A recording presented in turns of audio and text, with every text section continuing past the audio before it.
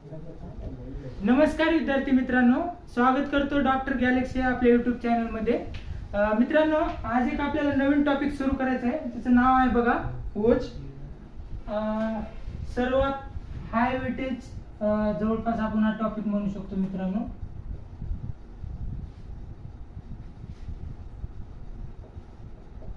आणि second year third year BMS च्या पूर्ण आपल्या करिक्युलम मध्ये हा पॉइंट म्हणजे सर्व सिलेबसचा जवळपास बेस म्हणू शकतो। तर आपण आता वन बाय वन त्याचे इन्फॉर्मेशन पाहूया। म्हणजे काय आहे, आता जसे आपण धातू पाहतो बाबा की पहिल्यांदा त्याचं पॅटर्न कसं असतं की बाबा निरुक्ती, व्याख्या, पुन्हा त्याचे गुण, पुन्हा त्याचे स्थान, पुन्हा त्याचे कार्य आणि पुन्हा त्याचे प्रकार। सेम लाईक दॅट ओजेचं पण तसंच पाहूयात बघा वन बाय वन। आता पहिल्यांदा आपण पाहूयात व्याख्या, सॉरी इथे थोडं सिक्वेन्स खालीवर झालंय। तर पहिला आपल्याला पॉइंट आपण निरुक्ती घेऊ। निरुक्तीमध्ये बघा काय म्हणते निरुक्ती, सर्व धातू सारम ओजः अभिधीयते। चरक सूत्रस्थान मधला हा श्लोक आहे बघा। काय म्हणतो बाबा, सर्व धातू सारम। आता हा शब्द खूप इम्पॉर्टंट आहे, ओज अभिधीयते। सर्व धातू सारम म्हणजे आता बघा मित्रांनो, सप्त धातू आहेत, रस, रक्त, मांस, मेद, मज्जा, अस्थि, शुक्र। हे एवढे सप्त धातू आहेत मित्रांनो। त्या सप्त धातू पासून जो ह्यांचा सार भाग बनणार आहे तो म्हणजे आपला ओज।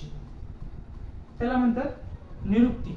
निरुक्तीचा हा म्हणजे बघा एक जनरल मीनिंग समजून घ्या, सर्व धातू सारम ओजः अभिधीयते, ही झाली निरुक्ती।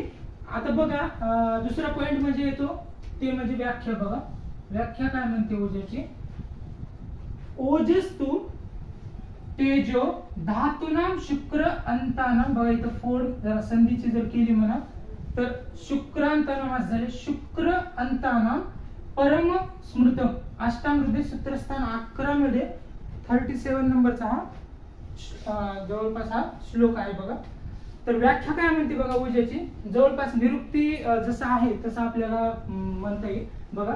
ओजस्तु तेजो धातूनाम शुक्र अंतानाम परम स्मृतम। म्हणजे बघा रस, रक्त, मांस, मेद, मज्जा, शुक्र, अस्थि हे जे सप्त धातू आहेत त्यांचा तेज भाग म्हणजे आपला त्यांचा तेज भाग म्हणजे आपला इथं ओज हा म्हणलेला आहे बघा।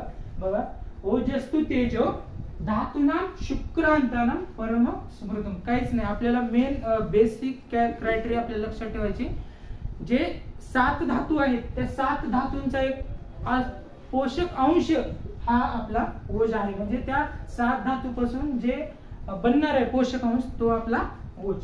कळलं? आता बघा मित्रांनो, बघा गुण त्याचे, आता ओजाचे आपण व्याख्या निरुक्ती आपण पाहिली, थोडं गुण पाहूया। ओजाचे मित्रांनो 10 गुण आहेत चरकचे चिकित्सा स्थान मध्ये सांगितलेले, ठीक आहे। आता वन बाय वन काय, पहिला ओजाचा गुण हा गुरु आहे बघा। दुसरा गुण हा शीत आहे, तिसरा गुण हा मृदू आहे, चौथा गुण हा श्लक्ष्ण आहे, पाचवा गुण बहल, सहावा गुण मधुर, सातवा गुण स्थिर, आठवा गुण प्रसन्न, नववा गुण पिशील आणि 10वा गुण स्निग्ध। असे 10 मित्रांनो ओजाचे गुण सांगितलेले आहेत, ठीक आहे का। म्हणजे आता हा प्रत्येक पॉइंट हा एक्सप्लेन करण्याचा म्हणजे नाही मित्रांनो की बाबा गुरु म्हणजे काय, शीत म्हणजे काय, बऱ्यापैकी आपल्याला आयडिया जवळपास गुरुवादी गुणाची आपल्याला माहिती आहे, ठीक आहे का। आता हा झाला मित्रांनो गुण, तिसरा पॉइंट। आता चौथा पॉइंट पाहूयात स्थान। आता बाबा what is the exact location of ओज, ठीक आहे। लोकेशन जर पाहायला गेलं मित्रांनो ओजाचं, तर हृदयाचं सॉरी ओजाचं प्रमुख स्थान हे हृदय सांगितलेलं आहे मित्रांनो। बघा प्रमुख स्थान मित्रांनो, बघा आपल्यामध्ये मन आत्मा जे आहे ना, मनाचं देखील स्थान म्हणून हृदय सांगितलेलं आहे। मनाचं दुसरं पण स्थान आहे, पण तिथं पण प्रमुख स्थान म्हणून हृदय देखील वर्णित आहे, ठीक आहे। प्रमुख स्थान म्हणून मग आता ओजाचं बाबा सर्क्युलेशन कसं होतं, what is the process of circulation of ojas. तर ओजाचं सर्क्युलेशन बघा, जे आपले हार्ट आहे हृदय हृदयापासून ज्या रस रक्तादी ज्या धमन्या निघतात, धमन्या म्हणतो, त्या धमन्यामार्फत मित्रांनो ओझ्याचं सर्क्युलेशन आपल्या बॉडीमध्ये होत असते. हे ऍडिशनल पॉइंट म्हणजे लक्षात ठेवा की म्हणजे त्याचं वहन कसं होते. तर ज्या धमन्या आहेत हृदयापासून निघणाऱ्या, त्या धमन्यामार्फत आपल्या जो सप्तधातूचा जो तेज भाग आहे, सप्तधातूचा जो परभाग आहे, सप्तधातूचा जो सार भाग आहे, ह्या सार भाग हा ओझ्याचं वहन या हृदयापासून निघणाऱ्या धमन्यामार्फत होत असते. हे आपल्याला इथून कळते. म्हणजे आता लोकेशन आपल्याला कळालं. ठीक आहे. आता बघा जनरलाइज आयडिया म्हणून आपल्याला 1 2 3 4 पॉइंट कळाले, आपण पाहिले. आता मित्रांनो 5वा पॉइंट येतो बघा, वर्ण. What is the colour of, म्हणतो ना आता आपण किंवा सप्तधातू मध्ये पण शिकताना आपण म्हणतो मित्रांनो रसाचा वर्ण काय, रक्ताचा वर्ण काय, व्हॉट एव्हर जे सप्तधातू आहेत आपले त्याचा आपण वर्ण पाहतो. पण हा धातूपासून जो आपला सार भाग आहे ओझ्याचा, ह्याचा पण आपल्याला कलर जवळपास मे बी एक्झॅक्टली तसा असू म्हणजे आता बघा मी काय म्हणले, किंचित लाल पिवळसर असं बुक मध्ये मेन्शन आहे. बघा मी लिहिले तरी मेन्शन केले इथे बघा, वर्ण ओझ्याचा वर्ण हा पिवळसर लाल आहे. आता असंही म्हणू शकतो मित्रांनो किंचित लाल पिवळसर.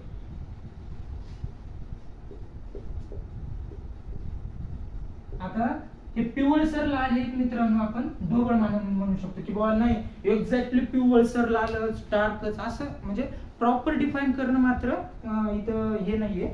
तर त्याला किंचित लाल पिवळसर हा ओझ्याचा कलर आहे मित्रांनो, त्याचा रंग, त्याचा वर्ण असा आहे. तर इथे एक मित्रांनो आता ओझ आहे किंवा आता असं पण लक्ष येऊ शकतं मित्रांनो आपल्या मनात किंवा ओझ हा शब्द कसं बनला. तर ओझ हा बघा मित्रांनो, उपजेल हा आपला संस्कृत मधला धातू आहे, त्याला असन हा प्रत्यय लागला म्हणजे आपला ओझ हा शब्द तयार झाला. उपज प्लस आसन. आता इथं उपज प्लस आसन हा कोण्या अर्थाने घेतलाय बघा, तर उपज प्लस आसन हा धातू आणि प्रत्यय बल या अर्थाने इथं घेतलेला आहे. म्हणून आपल्या सप्तधातूचा जो तेज भाग आहे, सप्तधातूचा जो पर भाग आहे, त्याला ओझ असं नाव मिळालेलं आहे. तर त्याचं नामकरण मित्रांनो म्हणू शकतो थोडक्यामध्ये. त्याला नाव कसं मिळालं तर उपज प्लस आसन. हे आसन, हे उपज प्लस आसन, दॅट इज ओझ. and the meaning of that is only for बल. ठीक आहे का. आता हे बघा मित्रांनो आपण 4 ते 5 पॉइंट आपण पाहिले ओझ्याचा. आता ओझ्याचा आपण पुढच्या लेक्चर मध्ये आपण इन डिटेल त्याचं टाइप्स पाहूयात की ओझ्याचे टाइप्स कोणते आहेत, पर ओझ, अपर ओझ, व्हॉटएव्हर ज्यांचे त्यांच्यावर काय प्रॉपर्टीज आहेत ह्याच टाइप मध्ये पाहू आपण. पर ओझ्याचं लोकेशन काय, पर ओझ्याचे गुण काय आहेत, त्यांचे कार्य काय आहे, ते 1 बाय 1 आपण पाहूयात. आणि लास्टला इन ब्रीफ आपण तो ओझ हा एकंदरीत आपण शॉर्टली रिवाइज करूया. तुर्तास मित्रांनो मला आशा आहे की जो मी हा टॉपिक एक्सप्लेन केला, मी प्रयत्न केलाय एक्सप्लेन करण्याचा, तो तुम्हाला समजला असावा. मे बी ह्याच्यामध्ये काही तुम्हाला क्युरी वाटल्या तर तुम्ही आपल्या कमेंट बॉक्स मध्ये नक्की सांगू शकता. जवळपास मी ह्याच्यामध्ये जे व्याख्या निरुक्ती मे बी आता चरक सूत्रस्थांमध्ये ही व्याख्या आहे म्हणल्यावर थोडं दुसऱ्या ह्याच्यामध्ये जे टीकाकार आहेत चक्रपाणी वगैरे, तर त्यांनी मे बी थोडं बदलून सांगितलं असावं म्हणा, पण अर्थ मात्र तेच येतो असं वाटते मला. आणि हे एवढे 5 पॉइंट झाले. आता नेक्स्ट लेक्चर मध्ये आपण 1 बाय 1 ह्याच्या नेक्स्टचे पॉइंट पाहूयात. तोपर्यंत आपल्या डॉक्टर गॅलेक्सी या चॅनलला स्टिक राहा आणि पुढच्या लेक्चरसाठी आपण पुढच्या लेक्चरमध्ये आपण ह्याच्या पुढचे पॉइंट वर्णन करूया. थँक्यू.